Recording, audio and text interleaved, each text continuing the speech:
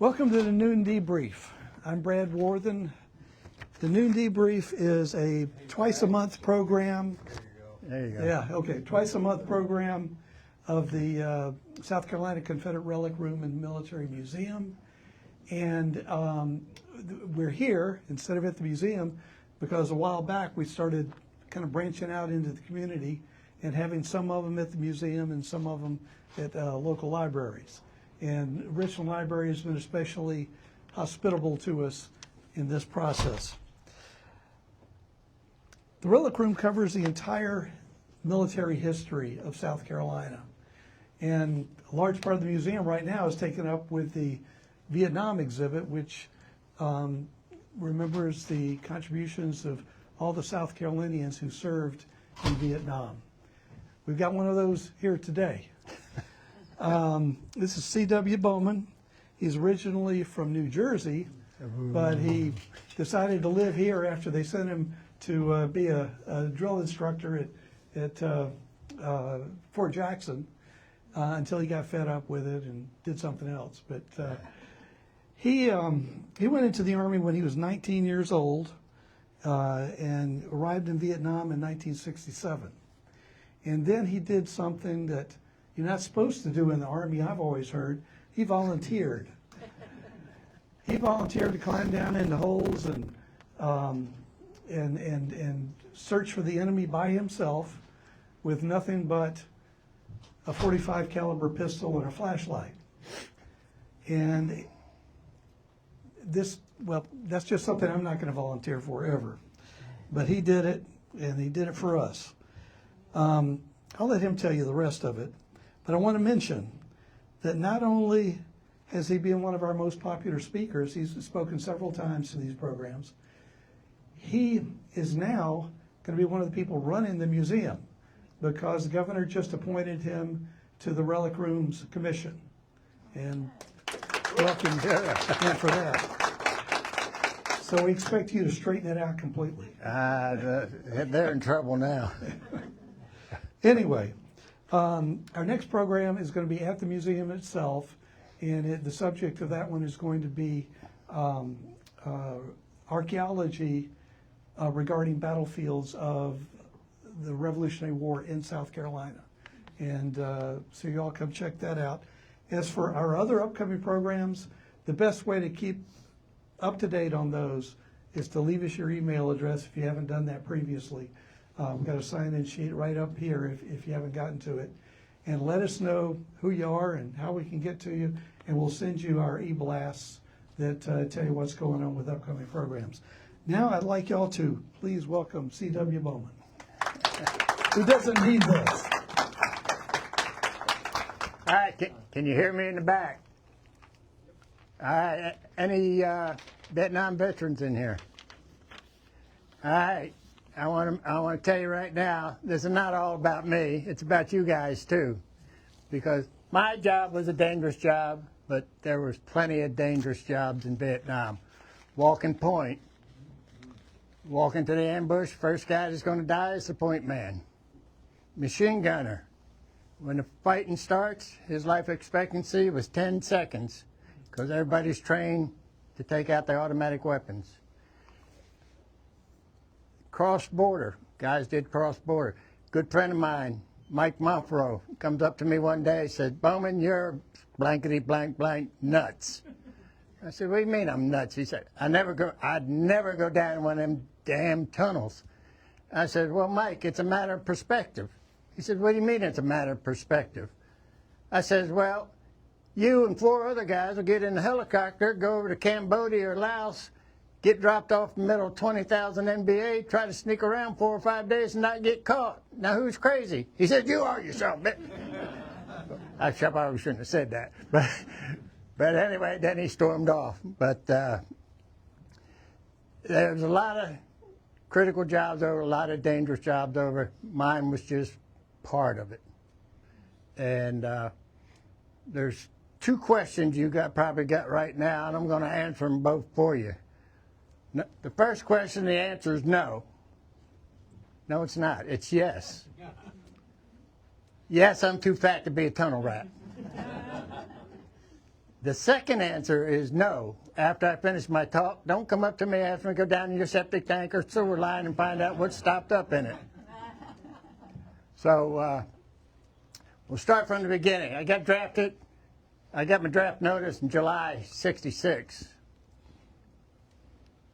And I came home, my mother sitting on the stoop crying. My father had the brown envelope in his hand, laughing, saluting at me. So I figured, well, I got drafted. So open it up. Greetings and citations. Your friends and neighbors have elected you to serve in the Armed Forces of the United States of America. Report to your induction station on August 10th, 1966. So I reported to my induction station. They lined us all up against the wall. Said, anybody sick today? I said, no. Anybody got any broken bones? No. He says, anybody got a note from the doctor? One guy did. He said, you stand over there. The rest of you passed your physical. Go in the next room. So we went in the next room. They had a multiple choice test. They handed it out. Nobody read it. We just checked blocks. And he said, pass them up. He collected them up. He's stacking them up on his desk. He hasn't even looked at them yet. He said, y'all passed your test. Go in the next room. So in the next room, they said, everybody raise your right hand, take one step forward, and repeat after me. We were sworn into the Army. So they rushed us off. Boom. They took me to Fort Dix, New Jersey, reception center. And they do all this interview at the reception center of what you did in civilian life and everything. So I'm sitting down there, and I'm talking with the guy. The guy looks at me, and the first thing he says, he said, can you type?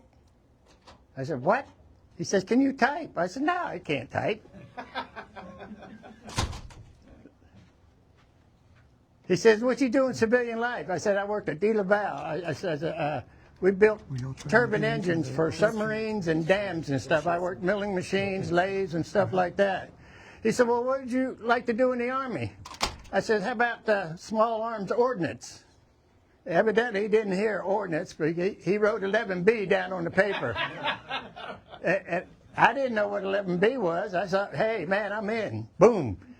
So I went through basic training and got my orders in there. Oh, man, look, I got 11B. I'm going small arms ordnance. Drill sergeant smacked me in the head and said, you idiot, that's infantry. So I ended up down here at Fort Jackson, reported in. They lined us all up. I think it was First Sergeant. Yeah, First Sergeant come out there and said, looked at us. He said, can anybody here type? I said, no, I can't type. So anyway, went through AIT and got our orders, and we're off to Vietnam. January 8th, I landed in Vietnam at Long Binh. Well, we were Tan Son Nhut, but then they took us up to Long Binh. And they lined us all up again, and we had carried our orders with us, you know. And they were collecting them, and the guy comes out and says, anybody here can type? No, we can't type. So I was assigned to the 25th Infantry, and we were going up to Cu Chi. Well, Cu Chi we had to take, let's see if this thing works. Yeah, the Cu Chi Express. Now, when this truck pulled up, it had sandbags on the fender, sandbags on the floor, sandbags on the hood, had a 50 caliber ring on top, had a 50 caliber mounted, had guns hanging out the side of it. And on the side of the truck, they had, I think it was half-inch steel plate welded on there with a big Cu Chi Express and a 25th Infantry patch. And I looked at that, I said, what have I got myself into? So, we were loading up, and with the 5-ton trucks behind that, and that truck looked something like that. And they had more firepower on them than you can imagine. So, because a lot of times convoys got ambushed, so that was the first truck in line usually. But anyway, the rest of the trucks were regular 5-ton trucks, and we were getting up in the trucks, and they issued us M14s, but no ammo, no magazine. I said, Sarge, where's the ammo for these things? He said, well, in that 50 caliber can up there against the back of the truck. So I'm climbing up on the truck, and Gary's climbing up there. I just first met Gary. He says, Bowman, where are you sitting? I said, I don't know where you're sitting, but I'm sitting up there by that ammo box. So we made our trip up to Cu Chi, And that was reception at Coochie at the time. That's 67. And got us all lined up there, and that one guy right there come out and said, "Anybody here can type?" Said, "No, sorry, nobody here can type."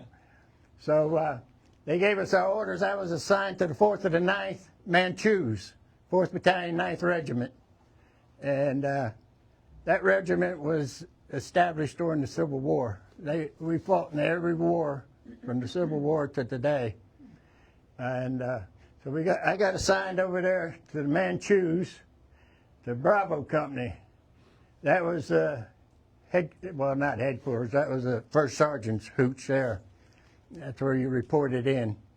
First sergeant came out, and there was about 10 of us got assigned there. And he looked at us. He said, "Any of you guys can type?" I said, "Well, what is with the typing?" So anyway, we went through there, got our little hooch assigned to us and stuff, and they sent us for, I think it was 5 days, jungle training. And they issued me an M16. I said, "Well, you got a range where I can zero this thing in?" He said, "Nah, just go down over the hill, and there's a 50-gallon drum. If you can hit that, you're all right." So I got through that, and then a E7 field leader came and gathered us all up and took us in a tent. He said, "Now, I'm going to tell you something that's going to help you out here." He said, "Number one, don't make anybody mad, because everybody carries a weapon." He said, "Number two, don't worry about the bullet with your name on it. Worry about the bullet that says anybody, anybody, anybody." That's where you spray and pray. He said, "Number three," he said, "sometime this year you will go crazy." He said, "Maybe more than once, and that's a fact." Number four, he said, or whatever, he said, "when you go home, you'll never be the same again." And we haven't been. So from there, that was my lieutenant. I always show him. He was awarded Congressional Medal of Honor. Cost him his life, but he saved several others around him. So he was there about 2 months. And that is Coochie, our main base camp. Out of a year, I spent maybe 2 weeks there.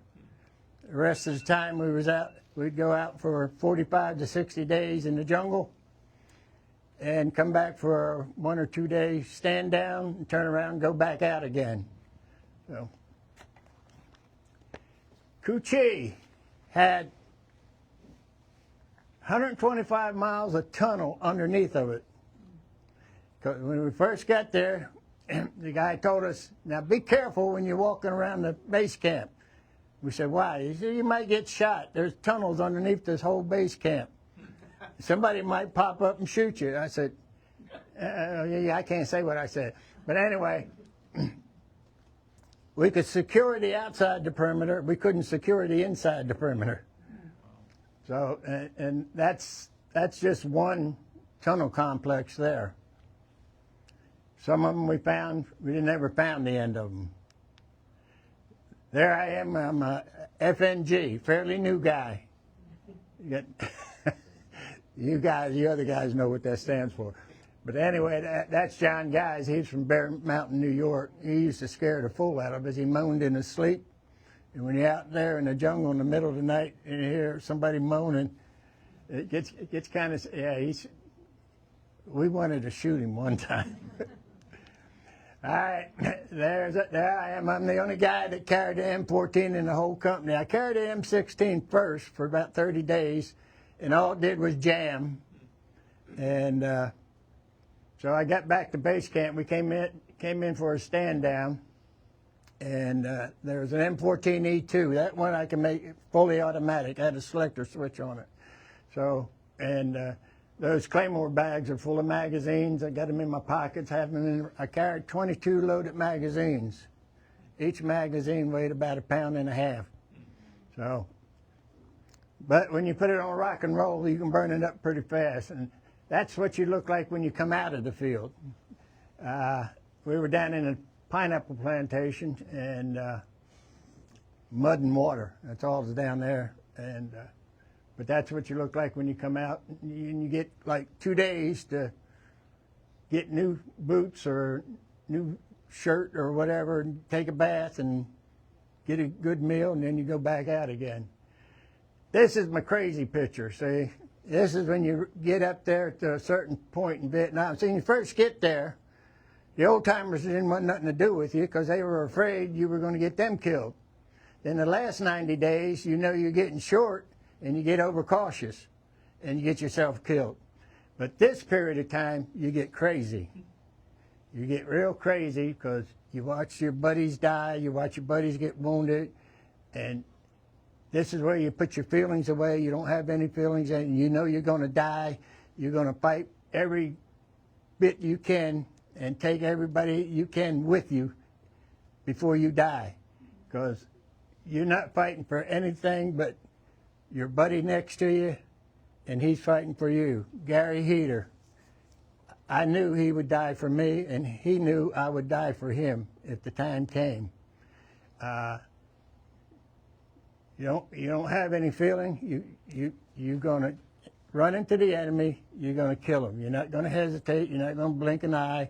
You're not going to think about it. It's solely reaction at that point of time in Vietnam. And you can see I'm losing weight. My watch is halfway up my arm. Of course, I lost a lot of weight. This is the forward base camp we built up in Trang Bang. Trang Bang is that area where you see the little girl running down the road with her clothes burned off. Well, the South Vietnamese did that. We didn't do that. But we were building a base camp here. And Trang Bang, let me see if I can operate this thing. All right. Okay. Everybody knows of the Ho Chi Minh Trail that comes from the north. That's up here. But there also one came out of the Gulf of Thailand, and that came up through Cambodia. And let's see, yeah, locked in. Right around in here is where our base camp was. I got a more confusing picture here. There. Okay, there's Saigon, there's Cu Chi, there's Trang Bang right there. And there's the Iron Triangle over here. That's the Angel's Wing. But they would come up through Cambodia, hit Highway 1, and come down Highway 1, and that's where our base camp was, on Highway 1. They also come down from Tay Ninh and come down through here and hit. They all wanted to get into the Iron Triangle because Saigon was right down here. That's the plum. That's what they wanted. So that's where most of your tunnels and stuff were located, out in this area. Trang Bang was Ben Suk, Ben Cat, and Phu Cong, right in that area. That was Indian territory. You shoot anything that moved. Now this, I've never seen one of these rigs before, but this came out in a book, and so I took a picture of it. This guy, he controlled the light with his the unit he's got stuck in his mouth. He's got a silencer with a 38. Like I said, never saw it before. And this is how you find tunnels sometimes. The giveaway on that is that piece of bamboo right there with the hole in it. That's where he's getting his air from. And when he was forced out, oops. And that was what was in there. AC/DC, all right. All right, my tools to go in the tunnel was, that's a crook neck flashlight the Army issued. Sometimes it worked, sometimes it didn't. If you beat it hard enough, it'd come back on. But it could cause you some scary moments if you're in the tunnel when it goes out, because that was the only light you had. The other part of that deal was I carried a 45. And when you shoot one of those in the tunnel, it has a definite effect on your eardrums. That's why I can't hear now. Say again? All right. Now, if you're going to go down the tunnel, you just don't walk up, and if you find a trap door, you just don't walk up and open it. this is why. Usually you try to hook it with a grappling hook or something and just rip it off. Because usually underneath you got a hand grenade that's booby trapped under there. So you lift up the door, boom, you're gone. So once you get past that, you got to watch out for the booby traps around it. These are called toe poppers.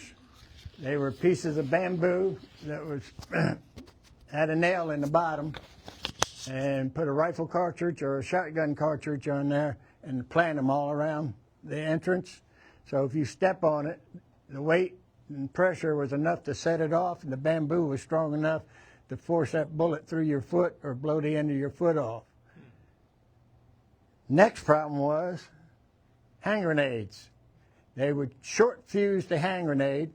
They'd cut the fuse down, so once that spoon flew off, it would explode. There was no 3 to 6 second delay. So if you hit that, and that one's got 2 grenades on it, if you hit that tripwire, they come out, you can't get away from it. You're gone. Then you had a bear trap. When you stepped in that, the more you went down, the more those spikes went through your leg. So now, after you got all through all that, there's your tunnel complex. Basically, that's a small one. But there were tunnels where I could go in a tunnel here and come out in Irmo. And there were some we never found the end of them. But yeah, this is, they had cooking areas. Well, that's on the next one. Let's see. That's ammo, hospital, whatever. The construction of the tunnels, we found literature, a small book. They had specific rules on digging a tunnel, make turns in it, and weatherproof the trap doors. That's a trap door down there, and it shows the construction of it, and that's why it was so hard to find. But this was typical. You go down, and there'd be a well there, and you go underwater and come back up on the other side, if you were brave enough. but when I hit water, I said, that's enough. I ain't going swimming. So, but now he's talking about booby traps, and I don't know how you got in there, but this guy's a dummy. He's a real dummy, though, but because he's not looking up. And that little thing above his head is that right there. And we used to call him the 3-step snake. He'd bite you, take 3 steps, and you were dead. And it was that quick. So I came eyeball to eyeball with one of those, and I backed up real slow. It got away from him. So anyway, you had, these were green leaf, what they call the green leaf ants over there. You can see how they cluster. Now you can tell anytime a GI bump into one of those, because he was standing over there ripping off all of his clothes, and his buddy was there pulling the ants off, and every time they pulled one off, a chunk of meat would come with it. Yeah, those things, they make fire ants look like chumps. Yeah, they would hang that whole nest in the tunnel, so you had to be real careful, because you didn't have any room to take your clothes off in the tunnel. Scorpions were down there. This one, if he stung you, you'd get violently ill, but he wouldn't kill you. It's the small ones that kill you. But yeah, they run out, look like little lobsters, scare the fool out of you. But punji pits, they had those in the tunnels. And that's a picture of the inside the tunnel, one of the rooms.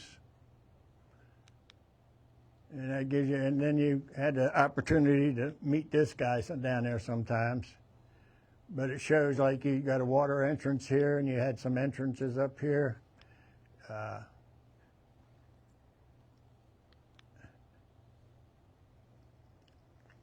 They came up to me one day, said, Bowman, said, since you run tunnels, we're going to send you to demolition school so you can blow them up.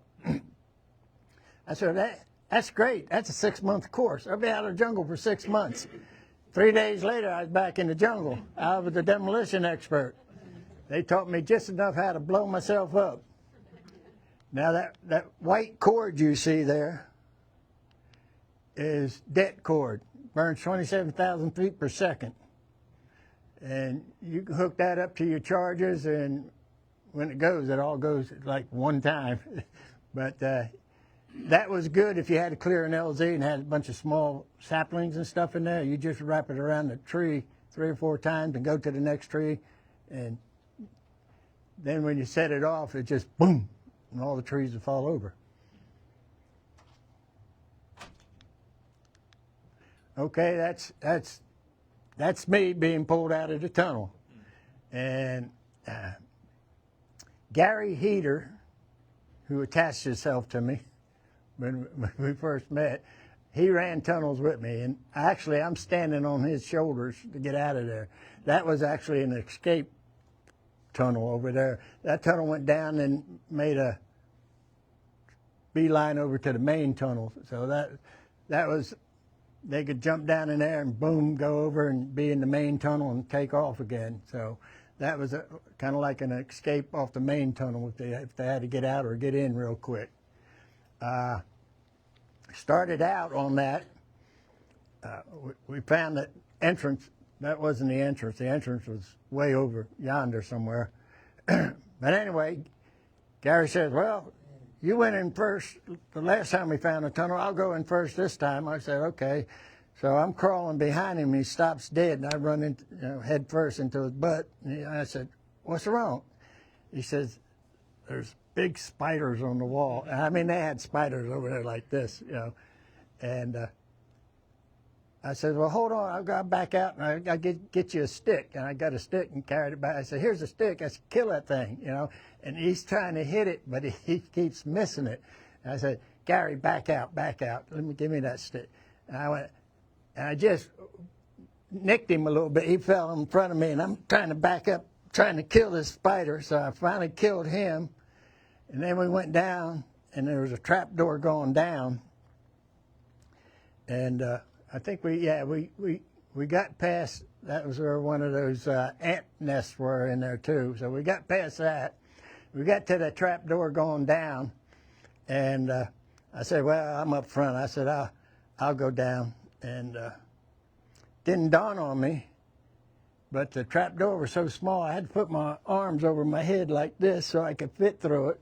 I didn't think about it. I had to come back out.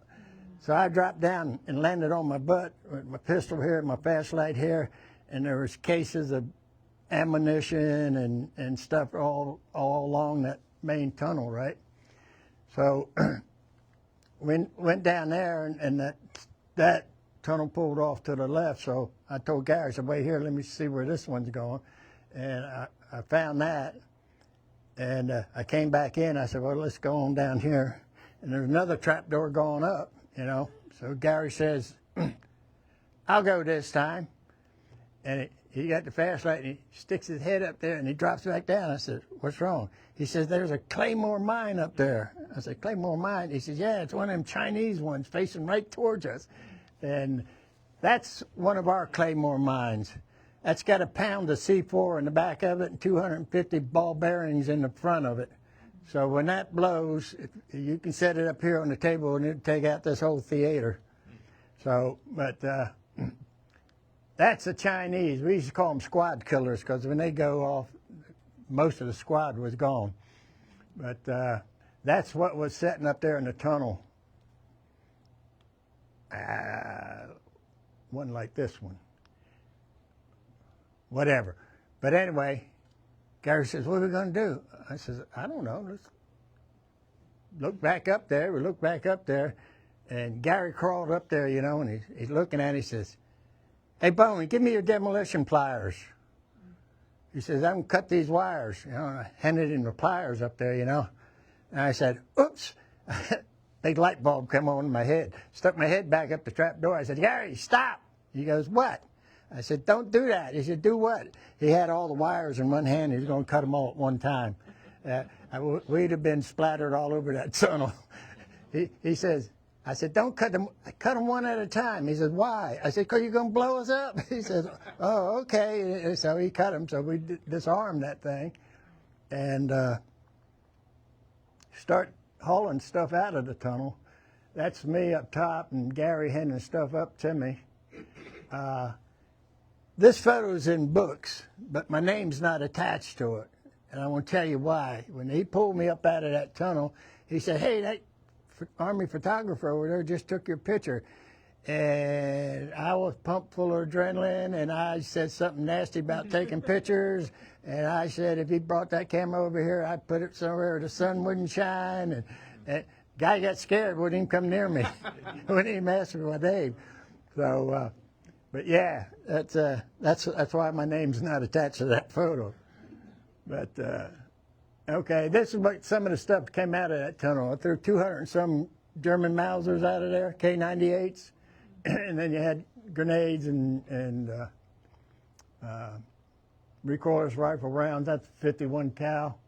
There's recoilless rifles on the end, but we drug all that. Bags of rice that were given to them by the U.S. and but anyway, we got all that out of the tunnel. Everybody got a rifle to take home, and everybody was happy. There's Gary. There's my M14 back there. Now Gary managed to step on a bouncing Betty, and what a bouncing Betty does, it makes a distinctive click. If you step on it and can stop, nothing happens. But then you got to figure out a way to get off of it. But if you happen to step off of that, the first charge throws it up in your crotch. The second charge, it goes off. Boom. Well, when I got to Gary, well, he was running down the dike, and he told me later, he said he heard it click, and the only thing he could think of was dive off to the side. Well, he had a radio on his back. I got to him, his left foot was up behind his head, and the rest of the leg was underneath of him. Broke the femur in 8 places, shin bone in 13, broke his ankle, split his arm from here up to here. So his hand's like this now. Blew the left cheek of his butt completely off. And he's laying there talking to me. He says, I need a drink of water. I said, Dad, I can't give you no water. I said, I don't know what kind of, internal problems you got. He said, well, give me a cigarette. So, and I lit up a cigarette, and we're talking. He says, Bowman, he said, I said, what? He says, I lost all my color vision. He said, everything's in black and white. I said, don't worry about it. They'll straighten you out when they get you back to the hospital. We thought he was going to die before he got back there, but they got him back there, and they sent me back to see him.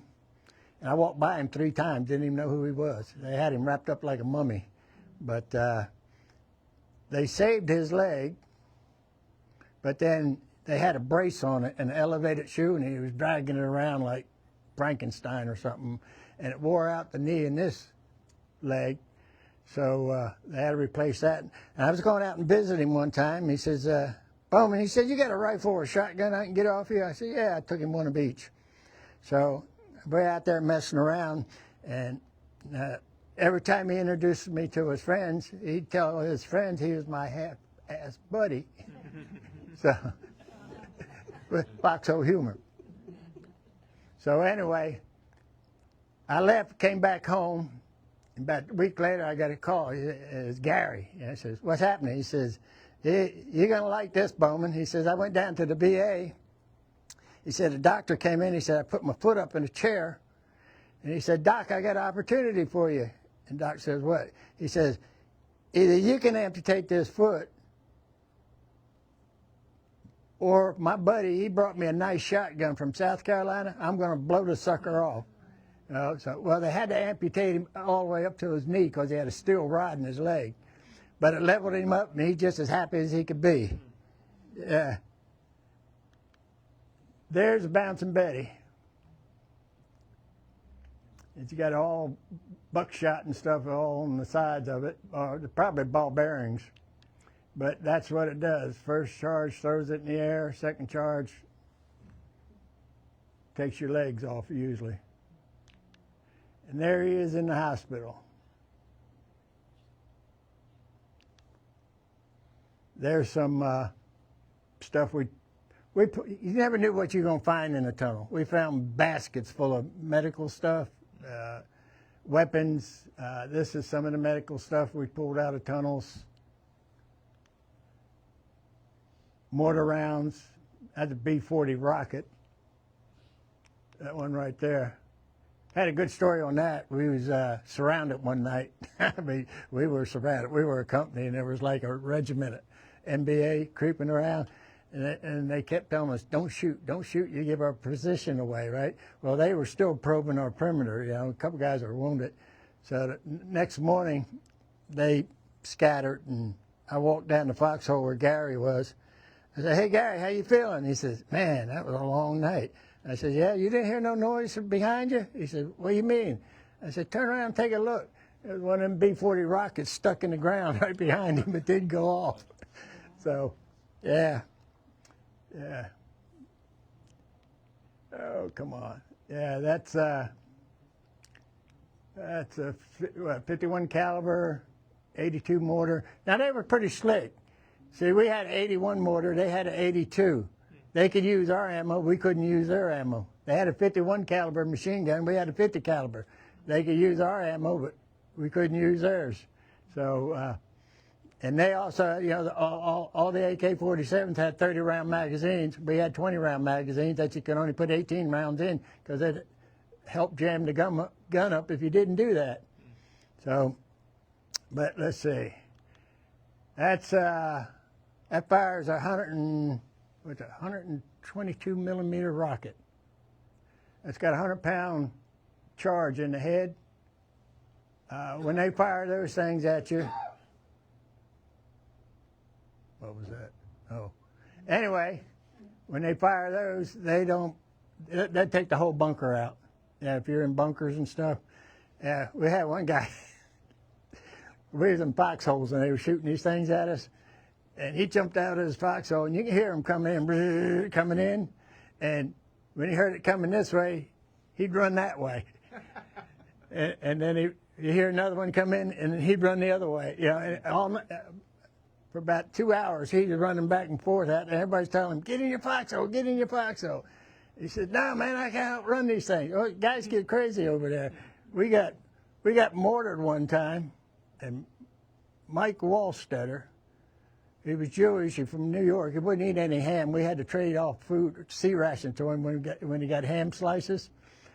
But we're getting mortared. He's sitting out there on the edge of his foxhole in the wide open, and we're hollering, "Mike, Mike, get in the foxhole." He said, "I'm too short. They ain't going to kill me." We finally had to go over there and knock him in the foxhole. I mean, that's some of the stuff when you say you go crazy. Yeah, well, that's what happens. And then now you can go to Vietnam. I went back in '98, and you can go visit the tunnels. And they enlarged them for the big Americans. Yeah, you can see that line up there. That's probably where the original tunnel was, down along here, or maybe even along here. But yeah, so now you can go through the tunnel. My granddaughter went over there Christmas time. Yeah, she went in the trap door part and came back straight back out of the trap door. I said, "Did you go in the tunnel?" She said, "No, once they closed that top on the trap door, I wasn't going anywhere." Oh, typewriter. Well, I lied. Yeah, I could type. Matter of fact, I took typing. I was an A student in typing in high school.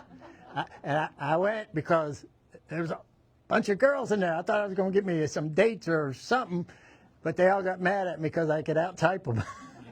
I was typing 60-some words a minute back when my fingers worked.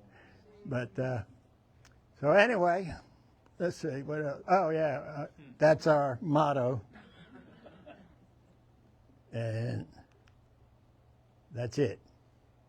Any questions? Come on, somebody's got to have a question. When y'all pulled all those guns and stuff, was it just the two of y'all? Yeah, me and Gary. How long did it take y'all to pull all that stuff out of there about? We never knew what time it was. We didn't even know what date it was. We're fortunate to know what year it was. But yeah, you didn't start counting time until you got short. And that's when you start marking the calendar off, you know, when you got the last 90 days. So yeah, Hell, we even forgot how to spell words. You know, Gary looked at me, he said, how you spell the? I said, let me think about that, you know. But yeah, it was, your mind was solely on trying to survive. And you revert it back to the basic animal instincts that you have. And you do anything to stay alive after a while. How long were you in the Army? 5 years. I was going to make a career out of it, but Command Sergeant Major made me mad. I always wanted to go to Germany. And I was up at Tank Hill in the movie theater, got my orders for Germany, right? And I'd already been a drill sergeant 2 years. I'm coming back down Tank Hill, and clerk stuck his head out the window and said, Staff Sergeant Bowman, Command Sergeant Major wants to see you. I said, oh, what do I do now? You know, I went out, I said, you want to see me, Command Sergeant Major? He said, yeah, Bowman, I just want to let you know I canceled your orders to Germany. I said, you what? He says, I canceled your orders to Germany. I said, what you do that for? He says, because I want you here. I said, I've been here over 2 years. Tour's only 18 months. He said, I don't care what the tour is. I want you here. I said, thank you, Command Sergeant Major. I walked out and said, I ain't really enlisted. So I left, got a job at the phone company. Did y'all have maps of the tunnels or any kind of? Nah.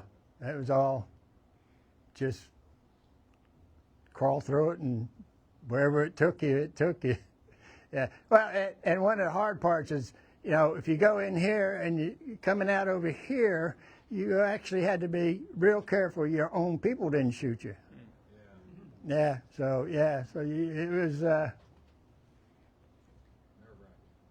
crazy. What was the mortality rate for the rats? I tried not to investigate that, but I don't know. It's hard to tell. I mean, you're with your company and you're not paying attention to anything outside that company or what you're doing right there. So Gary and I made it through for a long time till he stepped on a bouncing Betty. Then I got real crazy after that. Captain caught me one day, said, where's your pistol? I said, in my back pocket. I said, back pocket? He said, what's it doing there? I said, well, I got my fast lighting stick. I had a fast lighting stick. I was going down through the tunnel. He said, well, what about your pistol? I said, well, we'll just see who's fastest on the draw. Yeah, you get crazy after a while. It doesn't matter anymore. You're going to die. I don't care. They're going to kill me, but I don't kill as many of them as I can. And shoot it out, you know. So yeah, you get out, you get crazy out there. I read that the mortality rate was 33%. 33%. But I was going to ask you, did you know John Baker? Yes. Okay. How did he get his Medal of Honor?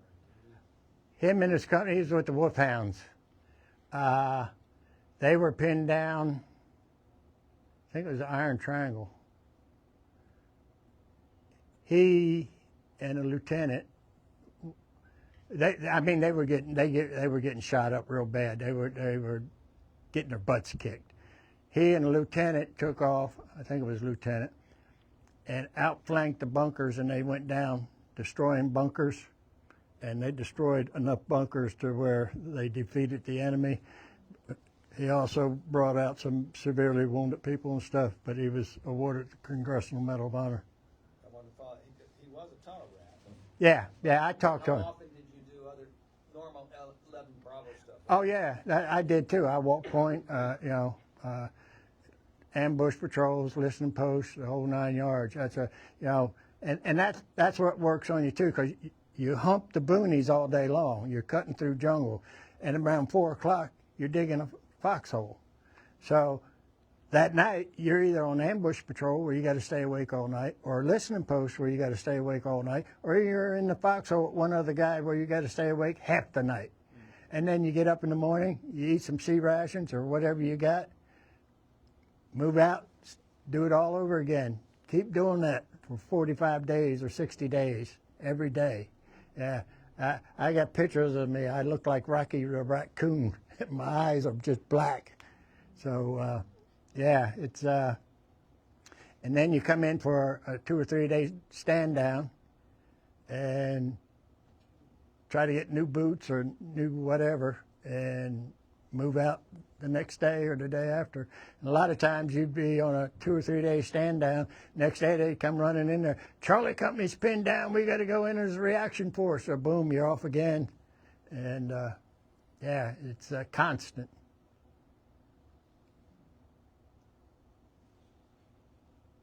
The photograph up there of the lieutenant, you said something about Medal of Honor regarding him? Yeah, we were trying to get into a tunnel, and a trap door opened, 2 hand grenades flew out, and he dove on them and blew him apart. But there's several, the captain was there too. Captain and several other people that would have got killed or wounded didn't. And Who was he? Rupert Sargent. His last name was Sargent.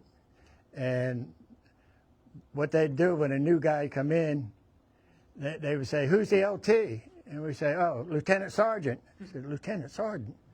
He said, "Yeah, that's a new rank." Yeah, we kind of drive the new guys crazy. "Yeah, that's a new rank." Yeah. So, but anyway, yeah. How did you deal with other booby traps in those tunnels? Like if there were spikes coming up, I mean, you couldn't make it go off or anything. How did you get around those spikes, or did you just ignore that one? Well, sometimes you could ignore it or crawl over it or crawl around it, or if you can. But your punji stakes, you usually had a covering on it, so you couldn't see them. Yeah. So that's what they was hoping for. Tunnels down there, a lot of times they would split off and go different ways, and you had to be real careful. What I used to do is study the floor and see which one was used the most or not used at all. If you go down to one that was not used at all, that was 99% of the time, that was where the booby traps were. So if it was a well-worn path running down there, you were pretty safe, unless you bump into somebody or whatever. But Some of them you couldn't undo. You just had to. no, you just had to avoid them, yeah. Did jungle boots prevent puncture by bungee sticks? They had a steel plate in the bottom, but if they came in on the side, it'd still get you. You know, dummy me, and I lived through it. I was carrying an M60 machine gun at one time, and I was cutting through a small hedgerow on the dike, and I got to the middle of it, and it started sagging down. I said, "Oh crap, I'm on a bungee pit." I put my feet together and put the machine gun over my head like that and went straight down into the pit. One piece of bamboo came up my pant leg and stuck me in the ribs. And the rest of them, they put too much stuff on top, so I had a lot of debris that pushed a lot of stakes over that way. Well, when they pulled me out, I grabbed a stake out of the side of the wall. It was about that long. My daughter has that now. I brought that home with me. But, yeah, that got infected, and I got a little scar there from the infection and all that. Because they used to poke them in doo-doo and stuff like that, so they would not only stick you, they would poison you.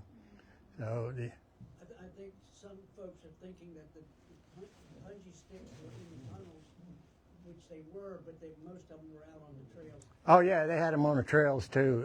They were all over, especially around villages and stuff. You had to be real careful. You know, you had friendly fire areas, and then you had no fire areas. Where, well, friendly fire area you couldn't shoot unless you got shot at first. Free fire zone, you could shoot at anything that moved. But and that's why we lost a lot of guys over there, because you could have a map and it say a friendly village on there, but all the bad guys could be in the village shooting out at you. Well, you couldn't call in artillery, you couldn't call in an airstrike. You had to get up and assault the village. So that was tough. Questions? You mentioned it before, but I forgot. You mentioned that you did not volunteer several times to be a typist. So clearly you wanted to go into the bush, but I don't remember whether you volunteered for the tunnel part? Or was No, you had to volunteer for tunnel rat. They couldn't push you to go in the tunnel. And as far as the typing, I didn't want any. I was a man. I didn't want nobody to know I could type. Ladies first. Oh, What were the typing people? What did they do? What were they wanting that so bad for? Nothing. why did they want typing people? So bad, yeah. Why'd they keep asking? They need a clerk in the orderly room.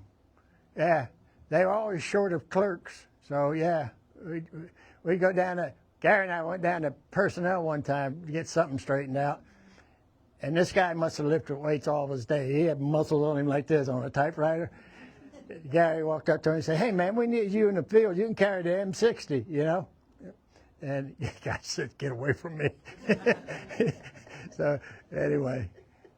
How many, you probably concrete or C4 or whatever explosive, how much would it take to drop a tunnel? Oh, you could take 2-pound block and drop a tunnel. C4? I ran a tunnel after Gary got hit, and I bumped into some bad guys. We had a little shootout. That's why I can't hear now. But when the slide locked back on the pistol, I said it was time to leave. So I was scared to death. I come out, I'd have run over top of anybody to get out of that tunnel. But I got halfway out of it, and my fear turned to anger because they scared me so bad, and I didn't want the guys out there to know I was scared like that. So I got out and I gathered up I think it was about 10 pounds of C4, made a charge, crawled back down there, opened that trap door up, pulled the igniter, dropped it down in there, closed the trap door, and came back out. And I was standing on top of the ground, and boom. And that tunnel probably acted like a shotgun barrel and went down in that room. That concussion probably wiped out anything that was left in there.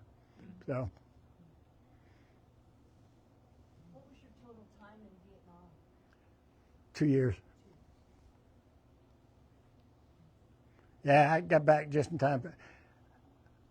I re-enlisted in December. I had 2 brothers in service, trying to keep them out. So I came home, stayed drunk for 30 days, and I went back for a second tour with the 81st Infantry, and I fought in the Tet Offensive down in Saigon. Could you drink on your refit days? On my what? On your refit days?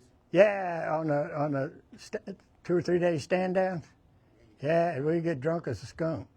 I was going to ask you what was the first thing you did when you got back to the States, but I think you said Yeah. you got drunk for 30 days. Besides that, what did you do? Nothing. I was scared to go in town. I was scared to go in a bar.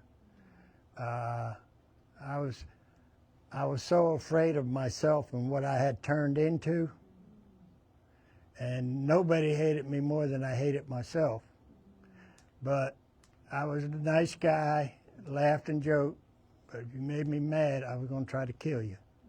Plain and simple. I wasn't going to try to fight you. I was going to try to kill you. So I stayed out in the woods, not in the woods, but out in the country. But yeah, I was. One time that I can remember, and this is after I got out of the Army, years later, I was down at Surfside Beach. My buddy said, "Come on, let's go in the honky-tonk over there." I said, "I don't know." And I got in there, and the room started shrinking, and everybody was looking at me. And I started hyperventilating. And I told my buddy, I said, I got to get out of here. And I run out the door, and I'm out in the parking lot going, he came out and said, "You all right?" I said, "No." I said, "I can't go back in there." And it was just, took years to get over that stuff. Yeah. Yeah. So.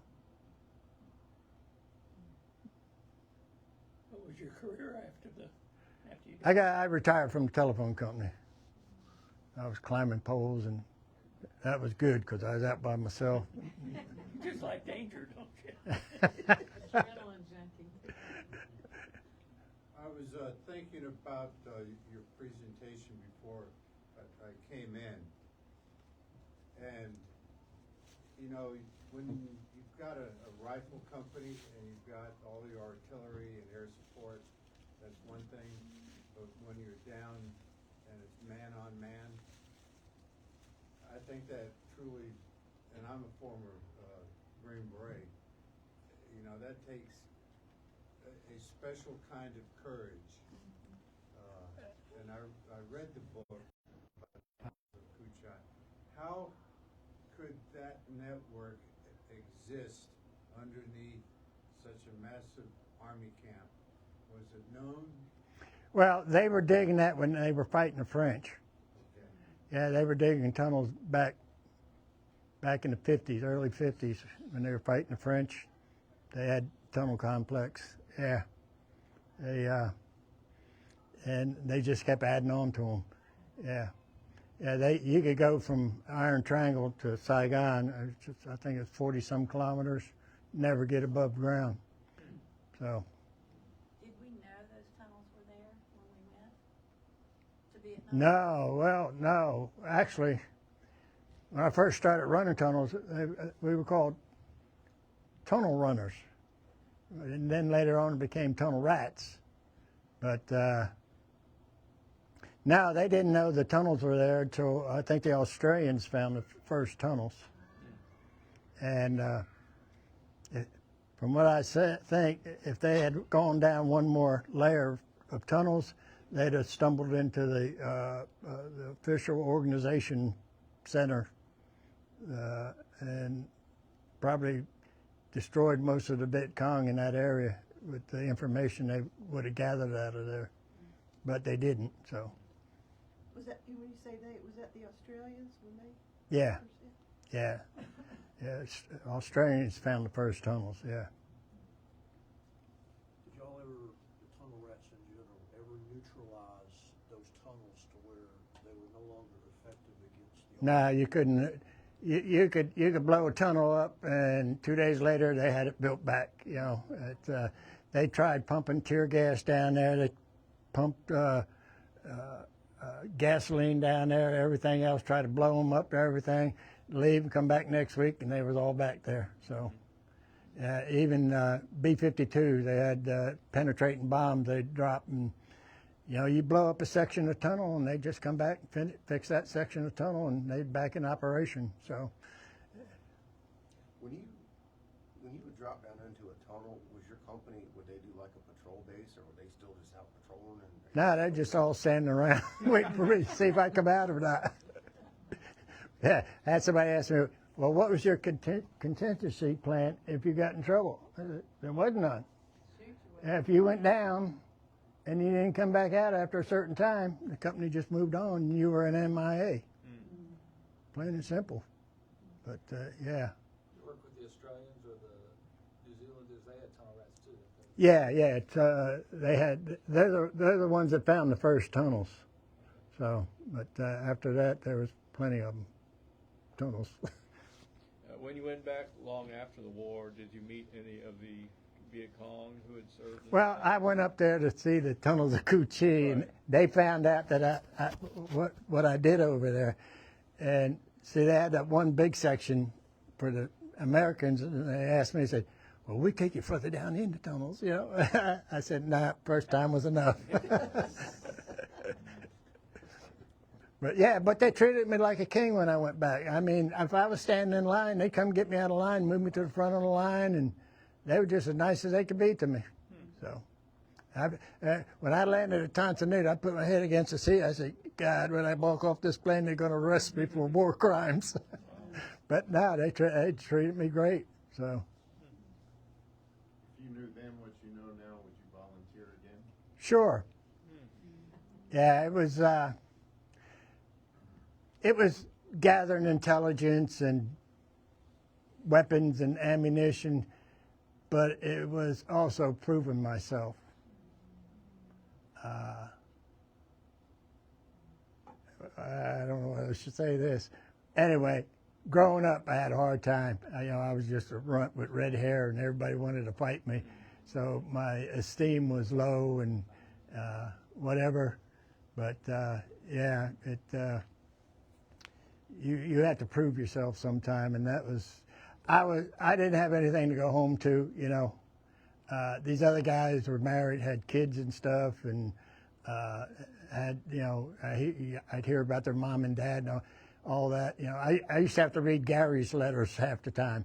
But anyway, I didn't want to get into this too far, but anyway,